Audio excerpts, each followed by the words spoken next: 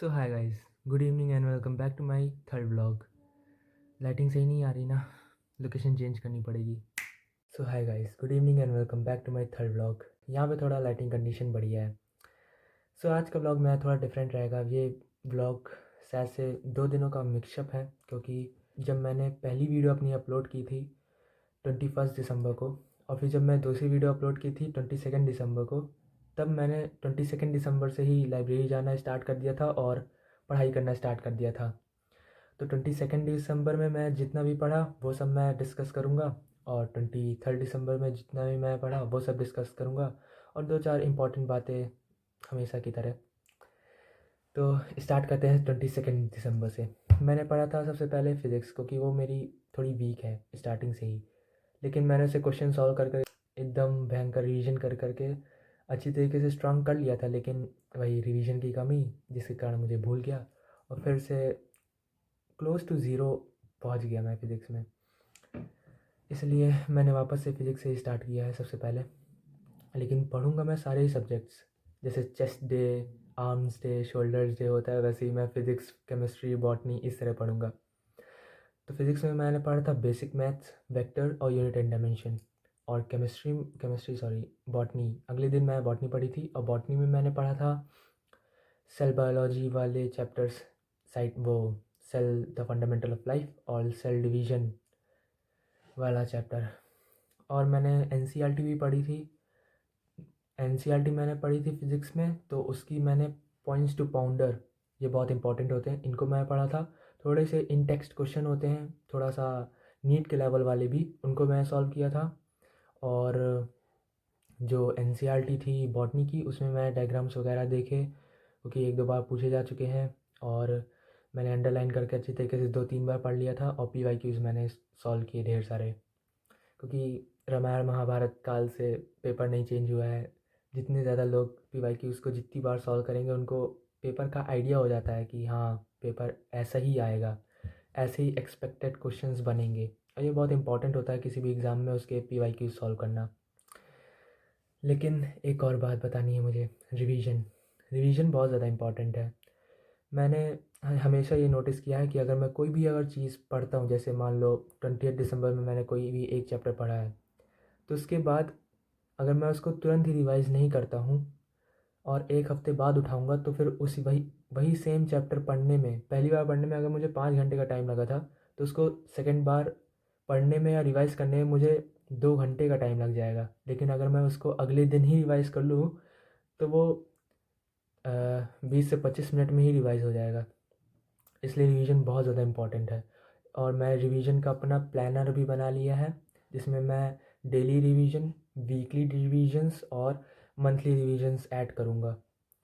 और ऐसे ही करके मैं पूरा का पूरा अपना रिवीजन भी करता जाऊँगा, क्योंकि रिवीजन 80% होता है किसी भी प्रिपरेशन में, चाहे वो यूपीएससी की हो, चाहे आईआईटी की हो, चाहे नीट की हो। रिवीजन नहीं करोगे तो चीज़ें भूलने लगेगी, और सारी पढ़ी हुई मेहनत व्यर्थ चली जाएगी, जो कि मोस्टली बच्चों के साथ होती ही है।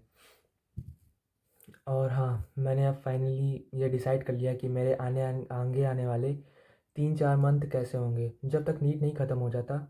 जब तक मैं व्लॉग्स के नाम पे बस अपना डेली रूटीन या फिर बही खाता बताऊंगा कि आज मैंने ये पढ़ा, ये पढ़ा, ये पढ़ा, डे वाइज। और साथ ही साथ में जो भी इम्पोर्टेंट चीज़ मुझे लगेगी बताने लायक, स्टडी से रिलेटेड ही, वो सब मैं बताता चला जाऊँगा। और एज अ यूट्यूब यूट्यूब को या फिर ब्लॉगिंग को मैं अकाउंटेबिलिटी पार्टनर जैसे ट्रीट करूँगा, डिसिप्लिन और प्रोक्रेस्टिनेशन को ख़त्म करने के लिए, डिसिप्लिन को अपनी लाइफ में लाने के लिए, और प्रोक्रेस्टिनेशन को ख़त्म करने के लिए। तो आगे आने वाले मेरे 3-4 महीने ऐसे ही होंगे कि सुबह उठो, अपनी डेली एक्टिविटीज़ करो, और फिर उसके बाद लाइब्रेरी चले जाओ, फिर पढ़ाई वढ़ाई करो पूरे दिन, फिर घर आओ, खाना खाओ, और फिर उसके बाद रात में ब्लॉगिंग करो, एडिटिंग करो, फिर उसके बाद उसको अपलोड कर दो। फिर अगले दिन यही सेम चीज़ repeat repeat repeat repeat repeat, जब तक नीट नहीं आ जाता। और नीट आने के बाद एमबीबीएस में शायद से 1-2 महीने का अगर टाइम मिला मुझे, तो मैं दूसरा जॉनर भी पकड़ूंगा ब्लॉगिंग के साथ साथ। लेकिन आज मुझे बहुत ज़्यादा डीमोटिवेशन हो रहा था, क्योंकि मेरी व्लॉग 1 और व्लॉग 2 दोनों के दोनों ही ऐसे नहीं हुए जैसे कि मुझे चाहिए थे, मतलब कि ऐसा मुझे रिएक्शन नहीं मिला। कुल मिला कर के दोनों वीडियोस के व्यूज़ भी 100 व्यूज़ तक नहीं पहुंच पाए, and I am so sad about this. थोड़ा डिमोटिवेशन भी हुआ बहुत ज़्यादा, लेकिन हिम्मत नहीं हारनी है। और मैंने इसीलिए 23 दिसंबर को व्लॉग नहीं अपलोड किया था, क्योंकि मुझे ऐसा लगने लगा था कि ये सब टाइम वेस्ट है वगैरह वगैरह। और मैंने आज इसलिए व्लॉग अपलोड कर दिया, मतलब अपलोड कर दूंगा, क्योंकि मुझे मालूम चल गया था कि अगर मैं अभी व्लॉग नहीं डालना स्टार्ट करूँगा, तो जैसे अभी मेरा मन मुझे कह रहा था कि अभी नीट फाइनली देख लेता हूँ, नीट का एग्ज़ाम दे लेता हूँ, उसके बाद मैं ब्लॉगिंग स्टार्ट करूँगा। लेकिन यही सेम कंडीशन मेरे साथ एमबीबीएस में भी होती है। एमबीबीएस तो नीट से 100 टाइम्स ज़्यादा टफ है। उसमें तो 19 सब्जेक्ट्स होते हैं, न जाने कितने भयंकर एग्ज़ाम होते हैं। और वहाँ पे पहुँचने के बाद भी मैं यही बोलता कि अभी नहीं, एमबीबीएस ख़त्म हो जाने के बाद मैं ब्लॉगिंग स्टार्ट करूँगा। सेम गोज़ फॉर एमडी या फिर एमएस। अगर मैं एमएस या एमडी में भी पहुँच जाता तब भी मैं वहाँ पे जाने के बाद भी बोलता कि ये तो एमबीबीएस से भी ज़्यादा टफ है।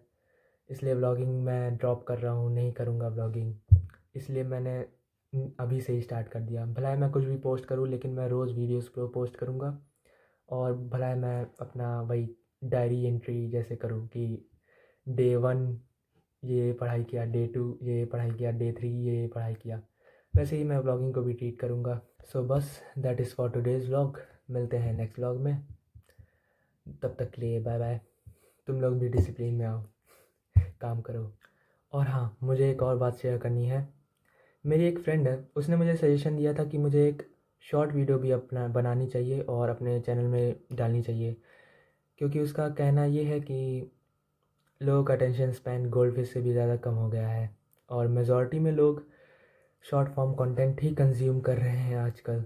तो क्या पता शॉर्ट फॉर्म कंटेंट अगर मैं डालता हूँ तो सही बात है कि उसको लॉन्ग फॉर्मेट वीडियो से ज़्यादा रीच मिलेगी, और वो ज़्यादातर लोगों के पास, ज़्यादा से ज़्यादा लोगों के पास पहुँचेगी, जिसके कारण मुझे मेरे टाइप की ऑडियंस मिलने का चांसेस बढ़ जाएगा, जो इन सब चीज़ों को देखे या फिर इन सब चीज़ों में इंटरेस्टेड हो। सो बस यही थी एक information. So that is for today's vlog. इस व्लॉग को यहीं पे एंड करते हैं। Bye bye.